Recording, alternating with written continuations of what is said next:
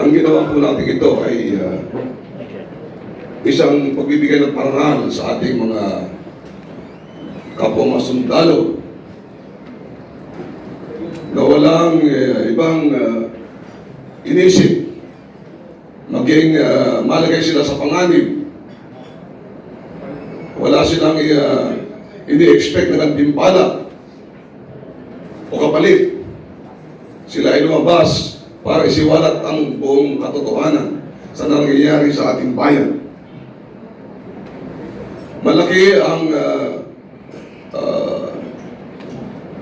kapalit nito sa kanilang seguridad. Kaya nga wala sila ngayon dito dahil inaalagaan din natin ang kanilang physical security. Maging ganun pa man, dito natin nakikita ang isang Pilipino o mga Pilipino, kundi mga sundalo na handang ialay ang kanilang buhay para sa ikabubuti ng ating bayan. Marami nagsasabi sa kanila na sila raw ay dishonorably discharged. Pero hindi po yun ang issue. Sinisiraan sila, minamaliit. Pero hindi po yun ang issue. Ang issue po ay ang pagnanakaw ng ating mga politiko, ang mga leaders natin na ating pinagkatiwalaan. Kaya, itong pagpapatuloy na ito nangyari sa ating bayan ay isang nakakapanlumo. Dahil kung sino pa yung sasabi ng totoo, katotohanan, sila pa yung inaakusahan, sila pa yung inaalipusta, sila pa yung tinitreaten. Yung mga nag-utos sa kanila, yung mga nagpadala ng mga maleta, at saka yung mga tumanggap ng mga maleta, yung dapat ang kinakasuhan, yung dapat ang inaalipusta natin, yung dapat ang kinukulong. Hindi ito mga taong inutusan lamang para magdala ng maleta. Kaya ang United People's Initiative, ang ating alliance sa ating mga iba-ibang grupo na allied sa United People's Initiative, ang Philippine Alliance for National Accountability, at marami pang iba, ay nagkaisa para bigyan ng parangal ang ating mga magigiting na mga sundalong ito. So, unfortunately, sabi ko nga po, wala sila dito ngayon. Maging ganun pa man, ang mga maraming mga retired, hindi lamang sa armed forces, hindi lamang mga sundaluhan, pati na ang ating kapulisan, pati na yung ating mga Coast Guard, yung ating mga BJMP, yung Bureau of Fire Protection, yung ating mga kaibigan, mga Muslim warriors, brothers, from Dibang Samoro, ang ating mga kaibigan at kapatid na Muslim from the Moro National Liberation Front of MNLF, at saka yung mga Moro Islamic Liberation Front, kung saan sila mismo ay nagpakita ng pagkilala, pagpaparangal dito sa mga sundalong naglahad dito mga kalokohan sa ating bayan. Nakakapagtaka, ngayon, ang nagsasabi ng totoo, ngayon ang nagsasabi ng nalalaman niya para sa pananagutan, para sa hustisya, yun ang inuusig ng batas. Yun ang pinapagalitan ng kanyang organisasyon. Alam niyo na, hindi ko na papangalanan. Pagka ikaw ay tumayo, arestado ka, hindi ka pwedeng magsalita. Pagka ikaw ay naglahad ng katotohanan, ahabulin ka, sisiraan ka sa media, i-discredit ka. Alam po ninyo, kahit batang musmus, pagka yan ay naka-witness ng isang bagay at yung kanyang na-witness ay kaya niyang ilahad sa korte, sa hukuman, yung pong batang musmus na yon ay credible witness. Hindi po siya madi-disqualify dahil lamang sa siya ay batang musmus.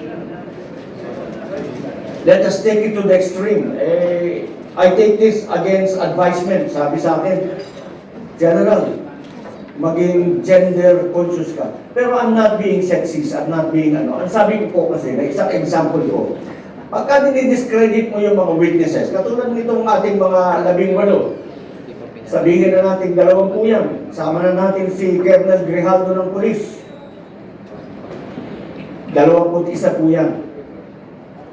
Pag dinidiscredit nila, kesyo, yung kay Gutesa, hindi raw tama ang pagnotaryo, ano man yun? Okay? Ito daw, 18, nag-ahol, na-dismiss, dishonorable discharge. Ano ngayon? Yun namang pagkaka-dishonorable discharge, may kwento yan.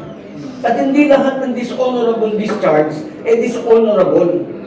Situational, you have to get into the bottom of it. But that, again, is not the issue. Merong dishonorable kasi naawol bakit naawol? Hindi po ako nakabalik agad pagkatapos ng aking leave dahil may sakit pa po ang nanay ko. Pagkatapos po nung bumalik ang nanay ko, dinala ko yung anak ko sa ospital at kailangan ko rin pong bantayan. Nilagpas na yung time mo para ikaw ay mag-report. 5 days, 7 days, awol ka na. Hindi mo na naasikaso kasi meron ka pang mga ibang problema, dishonorable ka na. Kasalanan ba niya yun? Yung ba derogatory, yung ba hindi, yung ba incriminating, hindi. Dahil sinasabi natin, focus on the issue. Ang issue po dito sa ating mga usapin ngayon, yung pananagutan. May mga tao pong pinangalanan. Bakit hindi yun ang hinahabol? Bakit yung ombudsman na dapat sumahabol sa mga pinangalanang matataas na opisyal ay hindi hinahabol yung mga pinangalanan? Ang hinahabol yung mga naglalahad. Bakit itong 18 kung saan-saan tumatakbo, tumaharap sa media? Kahapon, pumarap sa inyo para madinig ng bayan ang kanilang sasabihin. Matapos ba? Hindi. Kasi na-compromise yung lugar.